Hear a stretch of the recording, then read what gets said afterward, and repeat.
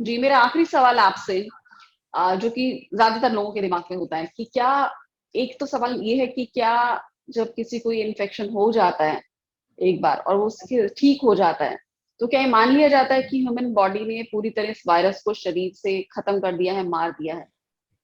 और दूसरा सवाल ये कि कब ये पेंडेमिक पूरी तरह खत्म हो जाएगा, कब बिल्कुल पहली वाली स्थिति आ जाएगी जो कि 2030 जनवरी से पहले की थी? जी हाँ, देखिए, एक बार इन्फेक्शन हो जाए उसके बाद ये जरूर है कुछ महीनों तक अच्छी इम्यूनिटी ज्यादातर लोगों में रहती है। बट ये जरूरी नहीं कि उनको फिर से इन्फेक्शन नहीं हो सकता।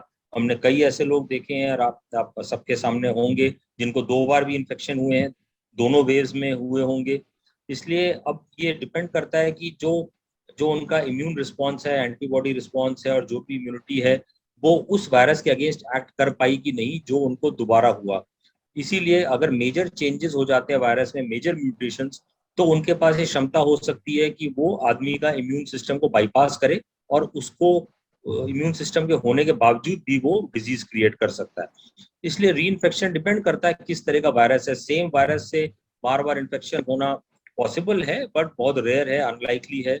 और ज्यादातर ओमिक्रॉन में तो माइल्ड इन्फेक्शन है। हो सकता है। जो दूसरा सवाल आपका है कब ये खत्म होगा, देखिए इसका जवाब तो शायद किसी के पास भी इस वक्त नहीं होगा।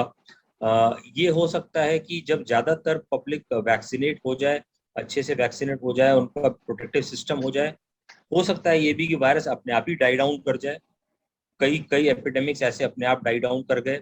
ये भी हो सकता है कि ये एक लो ग्रेड इन्फेक्शन चलता रहे, जैसे हमारा इन्फ्लुएंजा है, जैसे और वायरल इन्फेक्शन पहले भी हर सीजन में होते ही थे। हम कहते थे सर्दियां हो गई तो वायरल हो गया, गला खराब हो गया।